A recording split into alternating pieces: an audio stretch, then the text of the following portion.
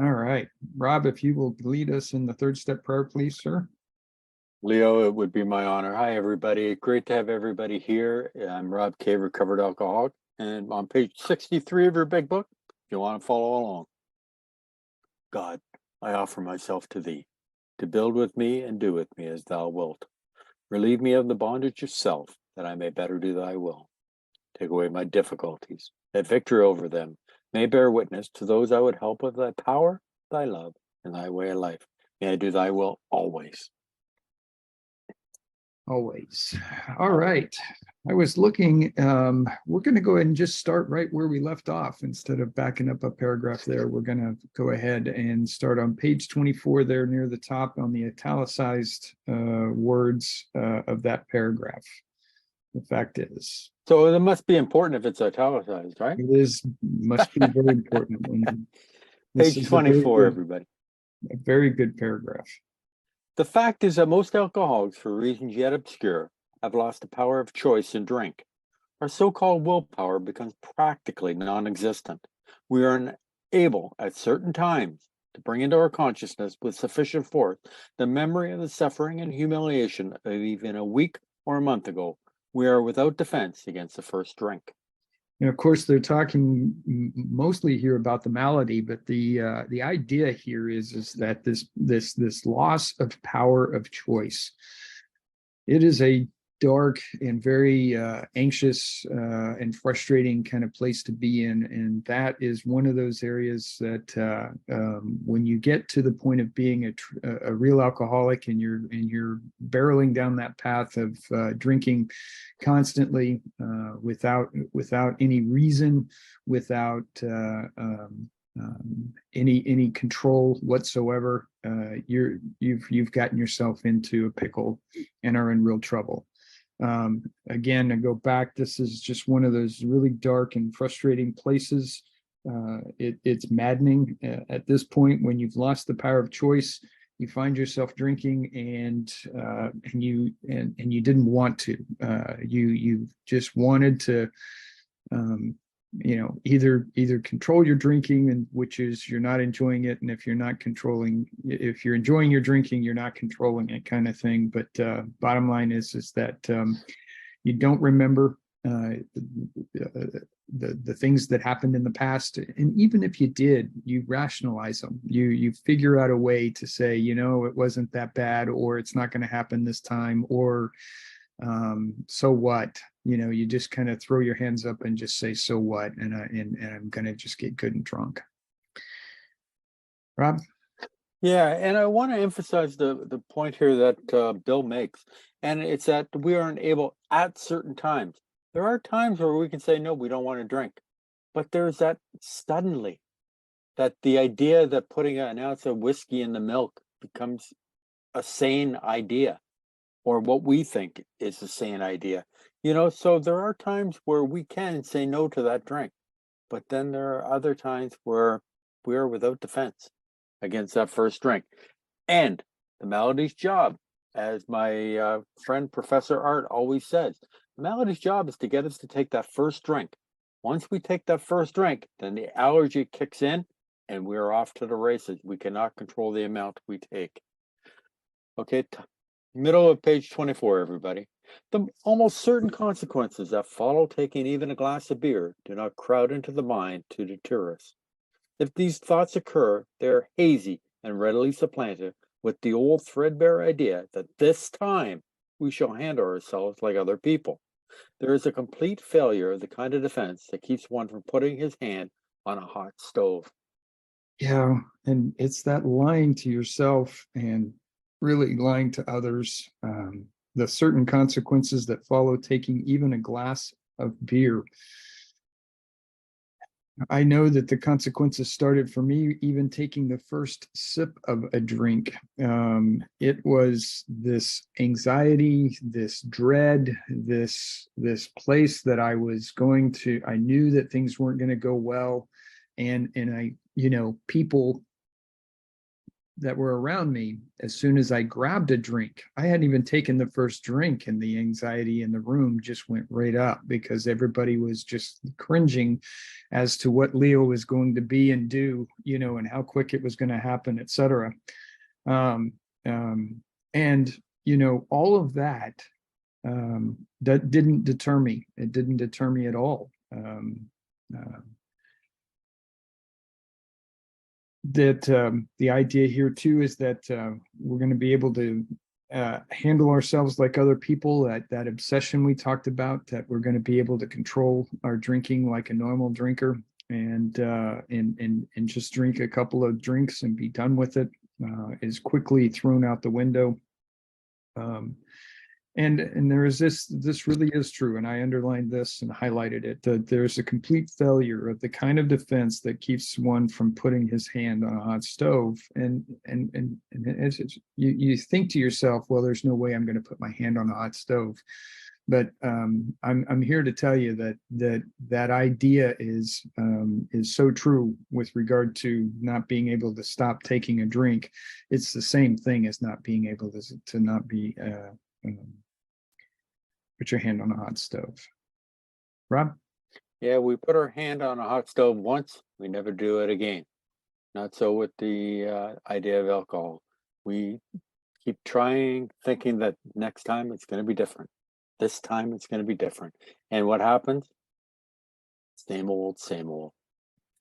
The alcoholic may say to himself in the most casual way, "It won't burn me this time, so here's how." Or perhaps he doesn't think at all. How often have some of us begun to drink in this nonchalant way, and after the third or fourth, pounded on the bar and said to ourselves, "For God's sakes, how did I ever get started again?"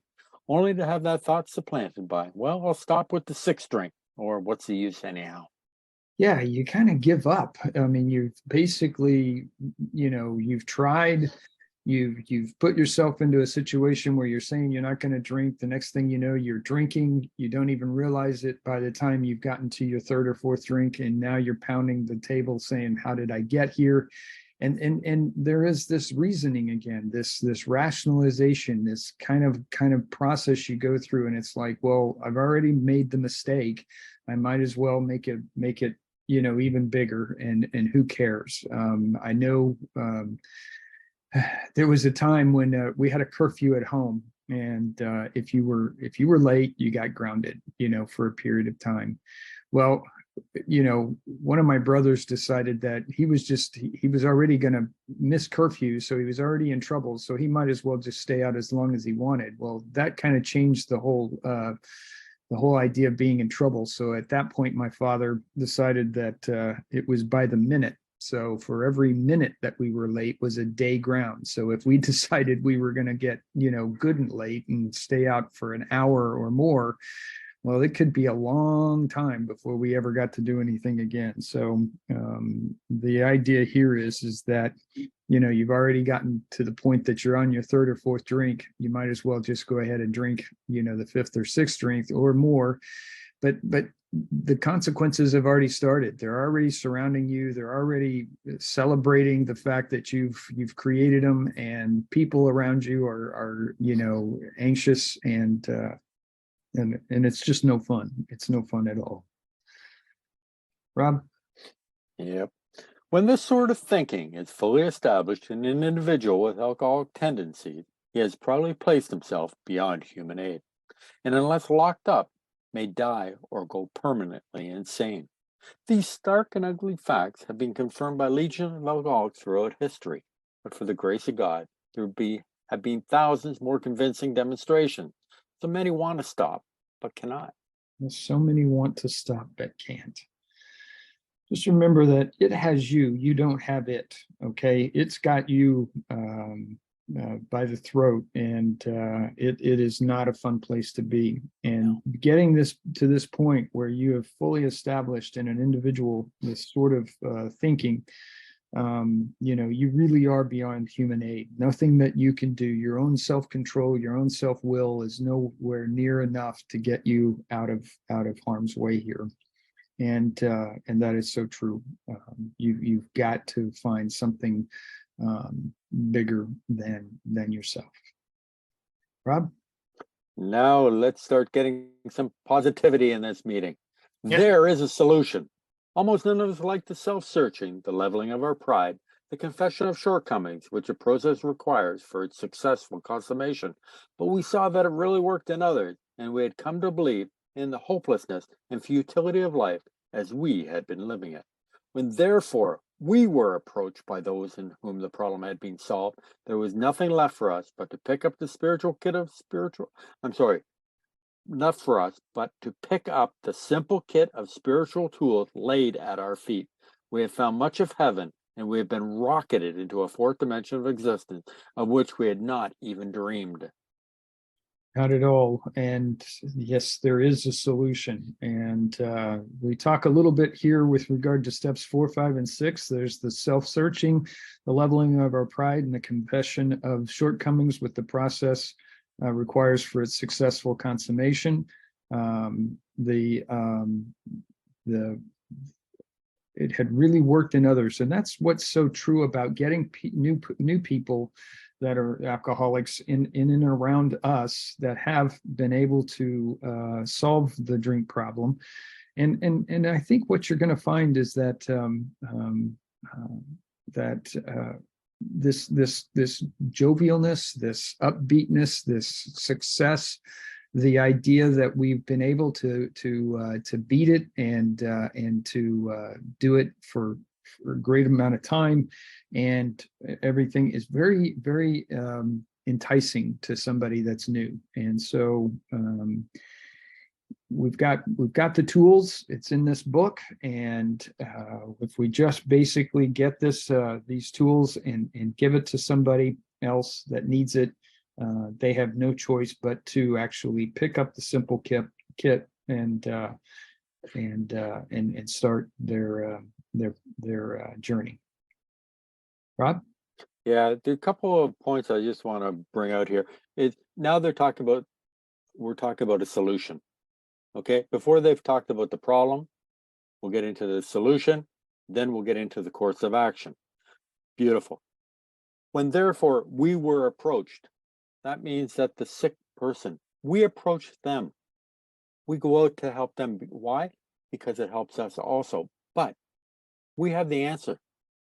You know, people come into the fellowship, they have no idea what they are up against. They don't understand. Well, I'll speak for myself. When I came into the fellowship of AA, I did not know what I was suffering from. I knew I drank too much. I did not know why. I did not know I had an allergy. I did not know that I had no defense against that first drink. So therefore, now me as a sober member of Alcoholics Anonymous can now approach somebody new coming into the fellowship and tell them that I have an answer. I can help them out. I approach them. Okay, so that's important. And the simple kit of spiritual tools laid at our feet. Our friend Bill S. from New Jersey always says he needs power tools. You know, regular tools don't fit the bill. He needs power tools. And you know what? I can so relate to what he says there. But the idea is that they're laid at our feet. It's up to us to bend over, pick them up if we want them. Do we want the solution? Okay. We should have already answered to ourselves, do we need the solution? Okay. Am I an alcoholic? Do I have the allergy? Okay. Do I have a defense against that first drink? If I can control and enjoy my drinking, I'm not an alcoholic. But there's a difference between, do I think I can control and enjoy my drinking, or can I control and enjoy my drinking? There's a distinction. And that's where, you know, our minds are not always all there. So we have to be aware of it. The great fact is just this, nothing less, that we have had deep and effective spiritual experiences which have revolutionized our whole attitude toward life, toward our fellows, and towards God's universe. The central fact in our lives today is the absolute certainty that our Creator has entered into our hearts and lives in a way which is indeed miraculous. He has commenced to accomplish those things for us which we could never do by ourselves. Absolutely. And the great fact is just this, and nothing less, that we have had a deep and effectual spiritual experience And it has revolutionized our whole attitude toward life, toward our fellows, and towards God's universe. I mean, the idea here is that it's a complete change in attitude. It's a complete change in your whole way of thinking, in the way that you get up in the morning and you start your day and approach life. It has everything to do with how you finish your day and review what you've done and how you've conducted yourself. But this is definitely a wide sweeping change that happens within somebody, and it has to be that size and that kind of change in order to be effective against being somebody that drinks. Rob, we've got an asterisk here, and it does have the page 567. Let's go ahead and go back to 567 and just review that real quick for everybody. Love to. Page 567, everybody. I'll give you a second to get there. Now, Leo, do you want me to read the whole thing, or do you want me to stop at a certain point? No, go ahead and just read the whole thing. You got it, brother. Okay, page 567, the spiritual experience. The terms spiritual experience and spiritual awakening are used many times in this book, which upon careful reading shows that the personality change sufficient to bring about recovery from alcoholism has manifested itself among us in many different forms. Yet it is true that our first printing gave many readers the impression that these personality changes or religious experiences must be in the nature of sudden and spectacular upheavals. Happily for everyone, this conclusion is erroneous. In the first few chapters, a number of sudden revolutionary changes are described. Though it was not our intention to create such an impression, many alcoholics have nevertheless concluded that in order to recover, they must acquire an immediate and overwhelming God consciousness, followed at once by vast change in feelings and outlook. Among our rapidly growing membership are thousands of alcoholics. Such transformations, though frequent, are by no means the rule. Most of our experiences are what the psychologist William James calls the educational variety, because they develop slowly over a period of time. Quite often, friends of the newcomer are aware of the difference long before he is himself. He finally realizes that he has undergone a profound alteration in his reaction to life, that such a change could hardly have been brought about by himself alone. What often takes place in a few months could seldom have been accomplished by years of self-discipline. With few exceptions, our members find that they have tapped an unsuspected inner resource which they presently identify with their own conception of a power greater than themselves. Most of us think this awareness of a power greater than ourselves is the essence of spiritual experience. Our more religious members call it God consciousness. Most emphatically, we wish to say that any alcoholic capable of honestly facing his problem in the light of our experience can recover, provided he does not close his mind to all spiritual concepts. He can only be defeated by an attitude of intolerance or belligerent denial. We find that no one need have difficulty with the spirituality of the program. Willingness, honesty, and open-mindedness are the essentials of recovery, but these are indispensable. There is a principle which is a bar against all information, which is proof against all arguments, and which cannot fail to keep a man in everlasting ignorance. That principle is contempt prior to investigation. Herbert Spencer.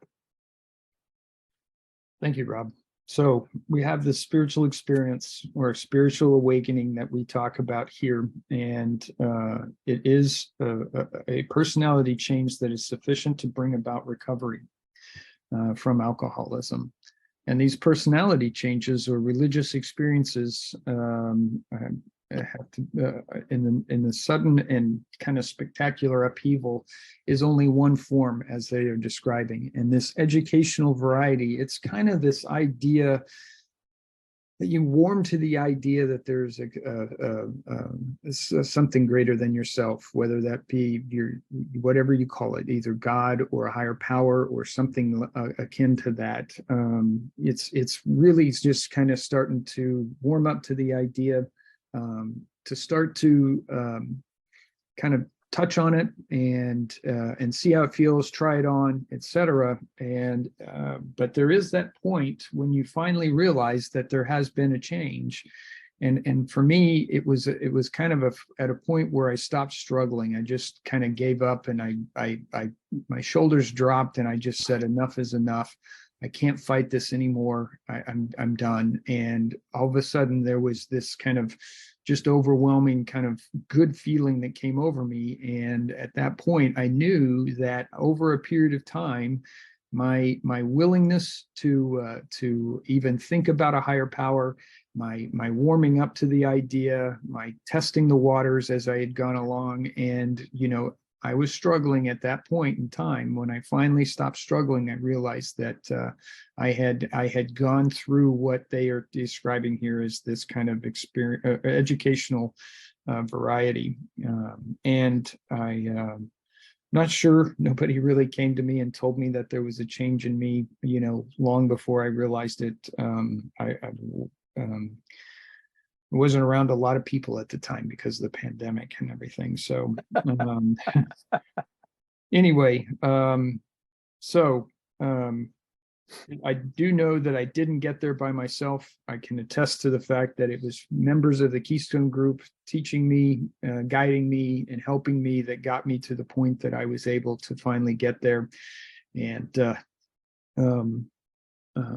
And I did get my own conception of the power greater than myself. That was one of the best things that I could ever do, which was to get that concept of a power greater than myself, and it be my concept, and not somebody else's. And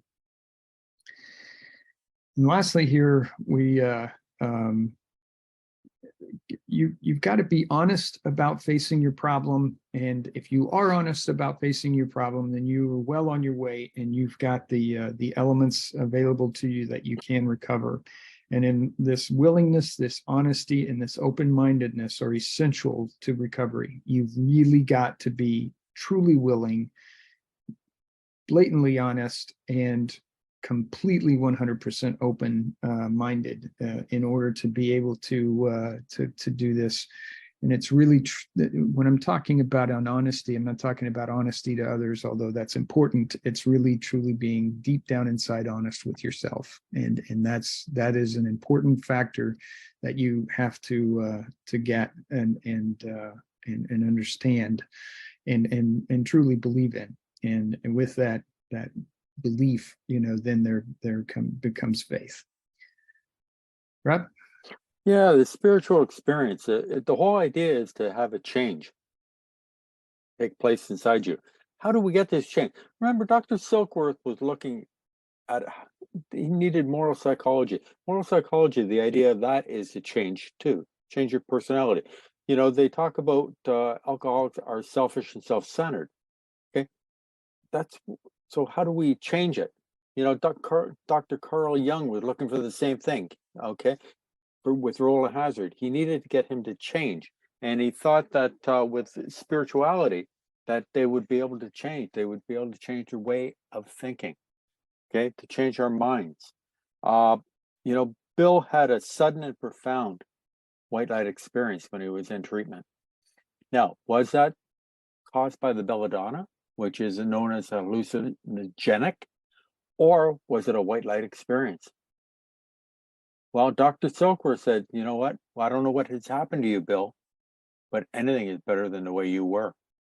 So we'll go with the white light experience, which, makes sense too. Fitz Mayo, okay, on page 56, he tumbled out of bed and said, there's a God. White light experience. He wasn't on any medication that I know of. So these things can happen. I know in my own case, it was a slow progression. And that's why they brought this chapter out, the spiritual experience. They brought it out because too many people thought that they had to have this sudden white light experience. And if they didn't have it, they didn't have any spirituality. Well, no. The idea is that once we start to think about other people, that we care about others, instead of thinking only of our own ends. You know, for so many years, I would do you a favor, but you owed me. You know, now I'll do you a favor just because that's what I should do. You know, we're here to help each other. Okay. And that's what the change is all about. You know, we can go into a little bit of, it wasn't really written by Herbert Spencer. It was really written by William Paley. But this quote was put in the story because in one of the stories in the first edition, a story by Ray Campbell. The story was The Art of Conception in the first edition, page 380. It's in the Experience, Strength, and Hope book now on page 130 because it was taken out of the first, it's been taken out of the book. But, he had that quote attributed to Herbert Spencer, and they've just kept it and moved on with it. So enough of that. If you want any more information about that, just let me know. Okay. So we're back on page 25, Leo, unless there's something else that you want to add. That's it. No? Okay. Page 25, everybody. If you're as seriously alcoholic as we were, we believe there is no middle of the road solution. We were in a position where life was becoming impossible. And if we had passed into the region from which there is no return through human aid, we had but two alternatives. One was to go to the bitter end, blotting out the consciousness of our intolerable situation as best we could, and the other to accept spiritual help. This we did because we honestly wanted to, and were willing to make the effort. Yeah, that's you've really got two choices there once you get to this point. And that is to go on to the bitter end, which is to drink yourself to death, essentially. And the other one is to accept the spiritual help. And I think that most people, I would hope that almost everybody would want this spiritual help in order to get sober so that they didn't have to go on to the bitter end quite so fast and miserable. And when we talk about seriously alcoholic as we were, that's exhibiting both of the symptoms, the allergy and the malady, there's no middle of the road solution. In other words, there's no drinking through moderation or just drinking occasionally, etc. That just doesn't work. It's complete abstinence is the way to go, and it's either that or it's nothing. And so want to make sure that is clear with regard to this place that we are. Things are impossible, obviously, and there's no return through human aid. And that's another distinction that we have to make here, is that this has to be bigger than anything that you've ever done before. Rob? Page 26, everybody. A certain American businessman had ability, good sense, and high character. For years, he had floundered from one sanitarium to another. He had consulted the best-known American psychiatrist. Then he had gone to Europe, placing himself in the care of a celebrated physician, the psychiatrist Dr. Young, who prescribed for him. Though experience had made him skeptical, he finished his treatment with unusual confidence. His physical and mental condition were unusually good.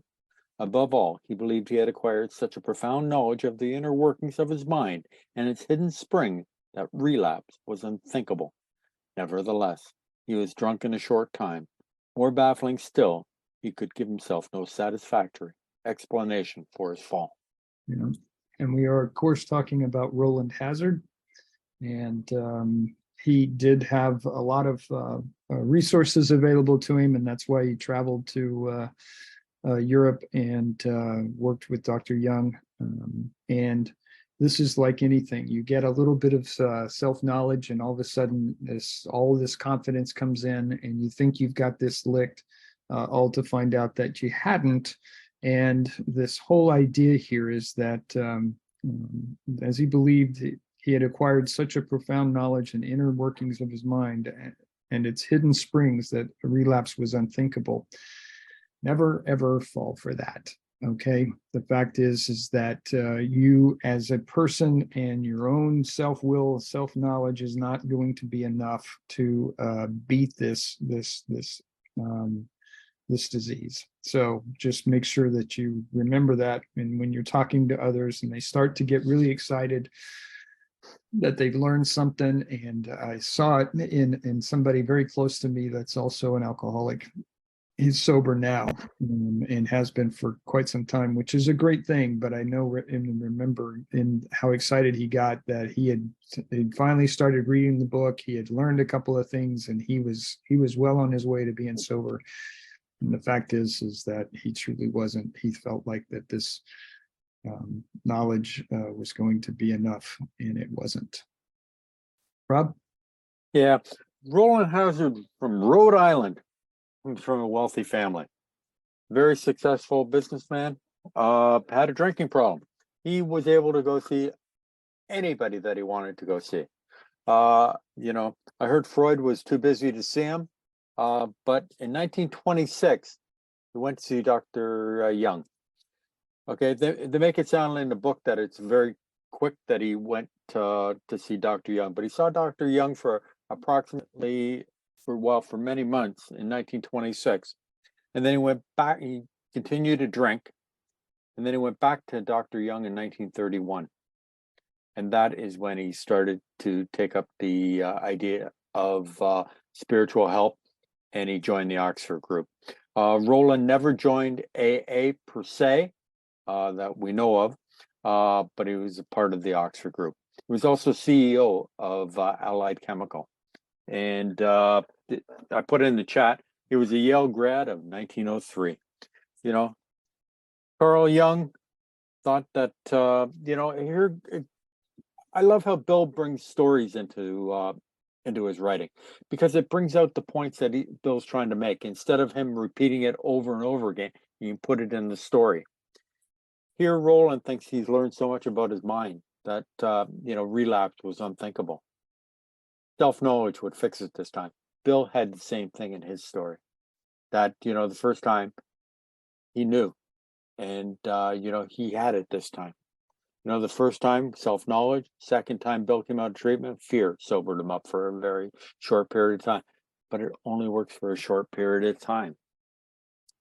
And we see this with Roland too.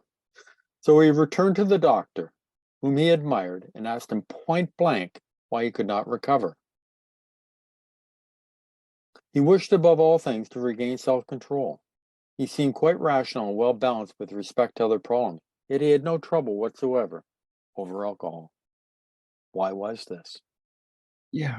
So idea here is that he's baffled and frustrated and angry, I'm sure, with himself, and probably projecting that onto others. But this whole idea is that, holy cow, he's out of control, and he doesn't understand why. That's that baffling feature. Rob? Yeah. He begged the doctor to tell him the whole truth, and he got it. In the doctor's judgment, he was utterly hopeless. He could never regain his position in society, and he would have to place himself under lock and key or hire a bodyguard if he expected to live long. That was a great physician's opinion. We're at that point where, this is of the hopeless variety. This is we are well on our way to being dead because of alcohol. And the judgment of the doctor is that there's nothing more that can be done unless you lock yourself up or hire a bodyguard to protect you from yourself. Rob? But this man still lives and is a free man. He does not need a bodyguard, nor is he confined. He can go anywhere on this earth where other free men may go without disaster, provided he remains willing to maintain a certain simple attitude. Yeah, and that's true. Now we're going to find out why he is a free man and doesn't need this bodyguard or being confined. And that's another important feature of being truly sober, is that you can go just about anywhere you want without any issues whatsoever. And that's part of letting you know that you truly have recovered, is when you can actually go on about your life and not be either tempted or find yourself drinking, that type of thing. And so this is a great way of putting it, that you can go anywhere on this earth and be fine without disaster. Rob? We can go anywhere on earth provided we're in fit spiritual condition. We'll Yep. learn about that more as we read along. Some of our alcoholic readers may think they can do without spiritual help. Let us tell you the rest of the conversation our friend had with this doctor. The doctor said, "You have the mind of a chronic alcoholic. I've never seen one single case recover where that state of mind existed to the extent that it does in you." Our friend felt as though the gates of hell had closed on him with a clang. He said to the doctor, "Is there no exception?" "Yes," replied the doctor, "there is. Exceptions to cases such as yours have been occurring since early times. Here and there, once in a while, alcoholics have had what are called vital spiritual experiences. To me, these occurrences are phenomena. They appear to be in the nature of huge emotional displacements. And rearrangements. Ideas, emotions, and attitudes, which were once the guiding forces of the lives of these men, are suddenly cast to one side, and a completely new set of conceptions and motives begin to dominate them. In fact, I've been trying to produce some such emotional rearrangement within you. With many individuals, the methods which I employed are successful, but I've never been successful with an alcoholic of your description." Yeah, and isn't that true? We had the same or a similar description of Bill, and yet he also recovered. So in the early times, remember they went after the ones that were the farthest gone, and those are the ones that they worked with the most and had the initial success with and everything. So it is true that it doesn't really matter how far gone you are with regard to your alcoholism and how far out of control you are. There is a way out, and there is this vital spiritual experience that goes on. They describe phenomena, and that is something that is hard to explain from a doctor's perspective. You know, you've got drugs, you've got therapy, and counseling, and in that, that's what you've been taught to apply to these sort of problems, but not from a spiritual standpoint. And I think that is with most of us, it's probably not the easiest thing to explain. You know it, you've been through it, you feel it, you have that idea, but to try to explain it to somebody else sometimes is not as easy as it might be. And remember, before I talked about this complete change, this whole attitude, everything around you has to change. You've got to be this open, you got to be willing, open-mindedness, and honest. The ideas, the emotions, and the attitudes, which were once the guiding forces, what was driving you to begin with and causing you to drink, has to be cast to one side completely. All of that has to go out, and it's like a complete.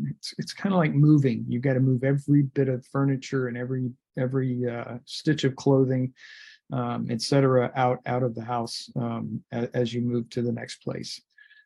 It's that kind of cleaning that has to happen, and a whole new set of furniture and a whole new wardrobe has to be brought in order to affect the change that you're looking for. I like that deep cleaning. You Yeah, actually move the furniture while we're doing it instead of just going around it. correct. Yep. I like that. You know, ideas, emotions, and attitudes, which were once the guiding forces of the lives of these men, are suddenly cast to one side, and a completely new set of conceptions and motives begin to dominate them. The change. You know, they have an asterisk here, which is to take us back to the spiritual experience. And the whole idea is to change our thinking, you know, so that we are not just thinking about what we can get or what's the most important thing for me. Okay. We're going away from me to what is best for everybody. Okay. And here's Dr. Young, renowned, one of the most brilliant men, I guess, in the world, you would have to think, uh, is talking about this, and trying to help this man. Remember, we have a choice. We can blot out, what's going on in our lives and keep on, the way we're going, or we can accept spiritual help. Are we willing to do that? Not everybody is, which when we think about it today, because we are here, it's not a choice for us. Okay, we've made that choice that, spiritual help, how do I get it? How do I change? There's an awful lot of people that are saying, you know what, no, I don't want it. I'm willing to keep going on. And a lot of it has to do with their prejudice about organized religion. They don't think that God is somebody that they want in their life. Why? Because God is a punishing God. God doesn't want the best for me. God's gonna send me to hell. Well, that's why we have to cast aside our old ideas and come up with a new conception. Okay? God wants nothing but the best for me. He's got my back. He is there 24/7. Okay? When things are tough, he's there for me. I can go to him with any problem and he's not going to judge me. And these are things that I've brought into my life. When I was a kid, I wasn't, I was active, well, I'll say, and so enough, when I went to church, people gave me, as a young child, a hard time to settle down. I had a hard time sitting. I wanted to be active, playing games, and etc. Going to church, they told me that, you know what, God's not going to be happy, Rob. You've hurt God's feelings because you're not just sitting in your chair. So I had preconceived ideas of what God is in my life from that time. So I cast them aside, come up with a new conception of what God wants for me. And you know what? It's a great way to live. Now, when I think of other people, what can I do for them? How can I make their life just a little bit better? Hey, I can't make gigantic changes in people's lives, but you know what? I can smile, ask them how they're doing, and care about them. And it's not a big thing, but you know what? It can be a big thing to some other people. Well, my soapbox. I got to get off my soapbox now, and move on. Upon hearing this, our friend was somewhat relieved, for he reflected that, after all, he was a good church member. This hope, however, was destroyed by the doctors telling him that while his religious convictions were very good, in his case, they did not spell the necessary vital spiritual experience. Here was a terrible dilemma in which our friend found himself when he had the extraordinary experience, which, as we have already told you, made him a free man. Sorry, Leo. That's okay. No, that's a good. I'm glad we went ahead and kept going there. Really the idea here is that truly people that are very religious think that they've got this. They've already got this. This God consciousness, this higher power, etc. And maybe they have at least an inkling of it. But this is different. This isn't a religious thing so much as it is a spiritual thing, and there's subtle differences there. They overlap certainly, but there are some subtle differences, and I think that some of the most devout religious people themselves actually probably think that that they've got it when they really don't. And they sometimes are the harder ones to win over because they feel like that they already have it and don't understand why it's not working for them. Rob? Yeah, yesterday in Bill's meeting, he was reading Dr. Bob's Nightmare. Dr. Bob was a member of the Oxford group for 2 years before he met with Bill. And so here's a religious organization. Dr. Bob is going there, but he's still secretly drinking. He was in a religious area, and it wasn't enough. It wasn't until Bill and him sat together and one alcoholic talking to another who understand the drinking game were able to connect and was able to help Dr. Bob. Okay. People that go to church, that's great, but it doesn't spell the necessary effect that they need. So please keep that in mind. We in our turn sought the same escape with all the desperation of drowning men. What seemed at first a flimsy reed has proved to be the loving and powerful hand of God. A new life has been given us, or if you prefer, a design for living that really works. Yeah, and just as an aside, when they talk about a flimsy read, they're not talking about something that you're reading like a book or a magazine. We're talking about a blade of grass. I can't tell you how many people that have said that they've read right through that and they were thinking that of something that you're reading as opposed to a plant. That's just one of those kind of things to look at, because it does come up from time to time with somebody will tell me that they misread that for forever.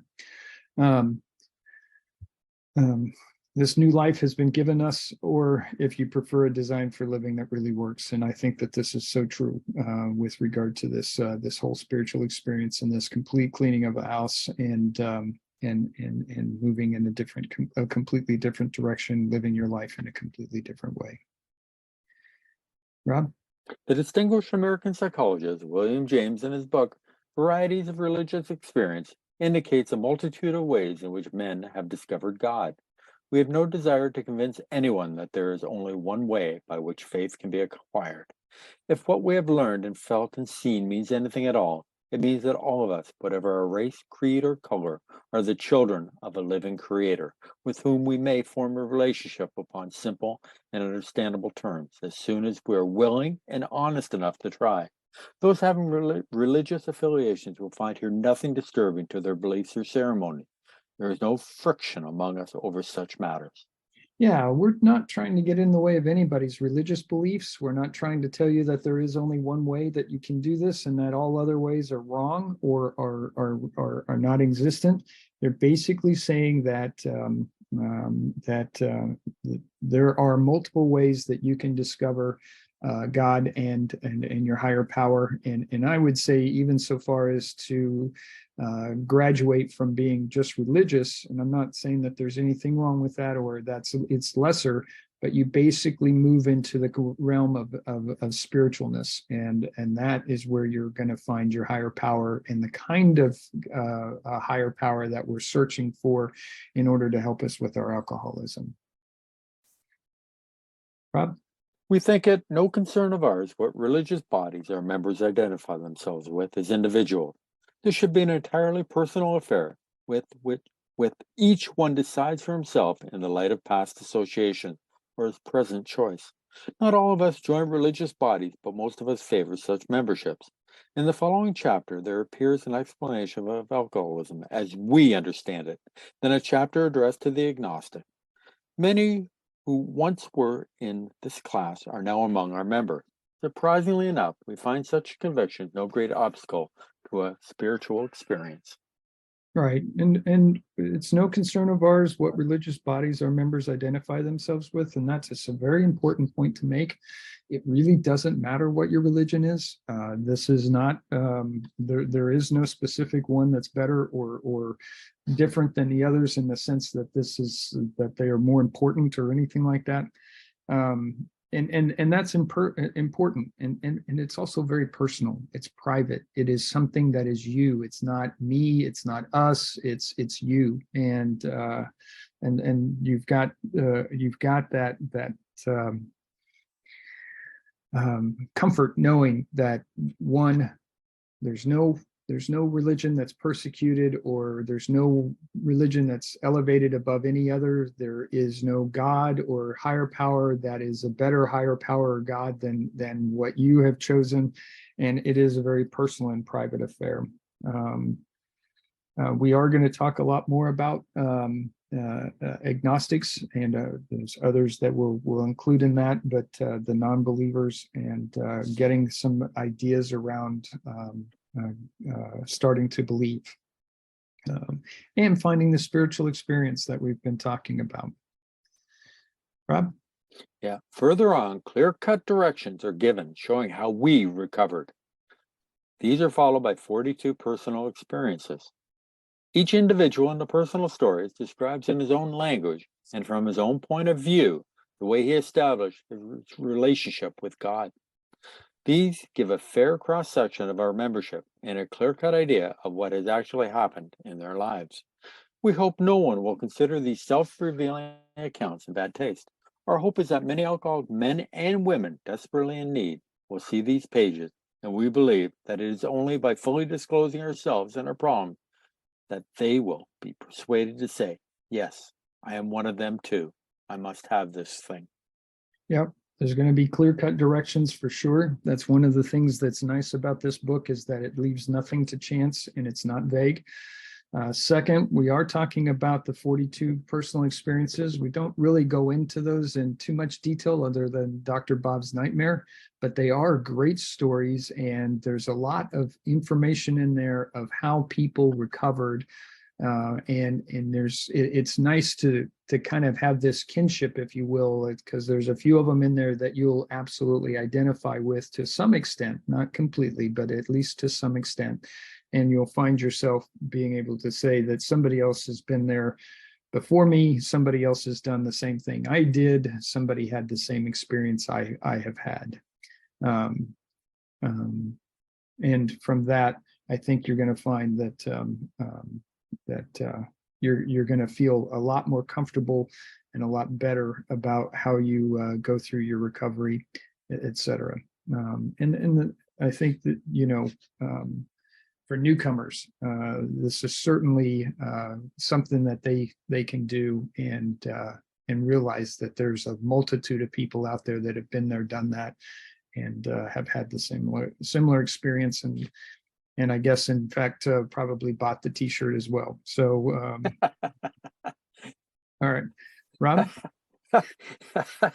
Yeah, I love here how it says clear-cut directions are given showing how we recovered. Clear-cut, and, no further authentication is needed. They're going to show us exactly how they did it. Okay, are we willing to do what they did in order to get what they got? And that's what it all comes down to. Leo, it is 12:53 on my clock here. Should we bring in Bill from New Jersey? Yep, I think we should. Excellent. You're muted, Bill. Oh, there you go, Bill. Okay, hi, this is Bill, alcoholic from New Jersey. Thanks a lot, Leo and Rob. Good job today. This is a good chapter here. It's got a lot of information in it. There is a solution. Bill's trying to tell us here that there is a way out. We have a solution to alcoholism. We started off, they read on page 24, the part that's all in italics. Basically, he's telling us we lost our power of choice and drink. That's gone. And in the last line in that's all in that italic says, we are without defense against the first drink. He's talking about the mind here, the mental part of this. When you're not drinking, the physical part can't kick in. You can only have the first drink when you're not drinking. So he's telling us we're without defense against that first drink. In other words, something in our mind makes us drink against our will. We're not even looking to drink, and all of a sudden we're drinking. That's that mental part of this disease. And my brain wants its candy, and my brain makes me drink when I don't want to drink. And like Rob pointed out, it says at certain times we'll be all right. At certain times we can use our willpower or our choice or whatever so we don't have to drink. But that's not all the time. Every once in a while, something just short circuits in our brain and we start drinking when we don't want to drink. And that's what the point he's trying to get across to us here. And on the bottom of that page, he tells us that we've placed him, and he has placed himself beyond human aid. We're beyond human aid. That means I can't use my willpower. I can't use my choice. I can't use my sponsor. That's not going to keep me sober. My sponsor can point me in the right direction on how to go through this spiritual program so that I can get my higher power in my life, and that can keep me sober. But another human or my own human power is not going to work. It's not going to keep me sober. And then he talks about where this asterisk was. He talks about the spiritual experience back on page 567. And basically what that is, that's just about change. That's all it means. We have to change. And Dr. Silkworth knew we had to change. He called it a psychic change. Bill calls it a personality change. Then we talked about Dr. Young, and Dr. Young called it emotional displacements and rearrangements. Both of these doctors, Dr. Silkworth and Dr. Young, knew that some sort of change was necessary in order for us to stay sober. They just didn't know how to bring it about. They were using medical methods and scientific methods to try to bring this change about, this spiritual awakening or spiritual experience, but they couldn't do it. And thank God for Ebby. Ebby had the roadmap on how to get to that spiritual experience, and he got it from the Oxford group. And that's why Roland Hazard is important, and they put the story in here about Roland Hazard. Like Rob pointed out, Roland wasn't really in the AA, he was in the Oxford group. And basically what Roland did, Roland carried the message to Ebby, and Ebby carried the message to Bill. If Roland didn't carry it to Ebby, Ebby wouldn't have got it, and Ebby probably would have been locked up in the asylum up in Vermont, and then he would have never been able to carry the message to Bill. So there would be no Bill if there was no Roland. So Roland is a very important piece of the puzzle on how this whole thing got put together. Because without Roland, who knows what would have happened? Maybe Ebby would have got the message somewhere else. We don't know. But Roland's the guy who was responsible for carrying the message to him. Whether Roland carried it to him or the other people in the Oxford group did, but Roland was up there in Vermont. Roland had a house up there, and he was up there with a couple other people from the Oxford group, and they went down to the courthouse and got Ebby out of trouble. They talked the judge out of it, and then they helped Ebby get sober, and Ebby was able to help Bill. That's why they got Roland in here, and Roland is very, very, very important part. He's a very important piece of the puzzle in this whole thing getting done, because it never would have got done without those people. And there's some real good information in here, and that basically what he's trying to tell us here is that we have a solution, and the way we get it is by going through this process. He's got in here, he talks about going through that we need the steps for the consummation of this program. You have to go through 4, 5, 6, 7, 8, and 9 in order to get this program. We're not going to get it by just doing 1, 2, and 3. 1, 2, and 3 can help you. That can start you on your way, and that will start your spiritual experience. But if you don't continue it and go through the rest of this process, you're not going to get it. And then he tells us right here on the last page, says, further on, clear-cut directions are given showing how we recovered. So by going through the rest of this book, it's going to give you clear-cut directions on how to recover. It's going to spell out exactly word for word on how to do the rest of these steps. Because if we don't do them, we're not. We can get sober, just by going into AA and starting it and going to the fellowship. But unless we go through this whole process that's in this book, we're not going to keep it. It's going to wear off. I don't know if it wears off for everybody, but I know for me it wore off after a while. You get sick and tired of going to meetings. Oh, no, I got to go to that meeting again and listen to those nutty people talking about this and that. I don't want to hear that anymore. I have to go through this process so I can have a spiritual awakening or a spiritual experience. And then I have my higher power with me all the time. And that keeps me sober whether I get to a meeting or not. And that's what's really important about this. Okay, that's all I got. Thanks a lot for letting me share. Thanks, Bill. Appreciate you, sir. All right, let's go ahead and close out with the Serenity Prayer, Rob. You got it, Leo. God, grant me the serenity to accept the things I cannot change, courage to change the things I can, and wisdom to know the difference.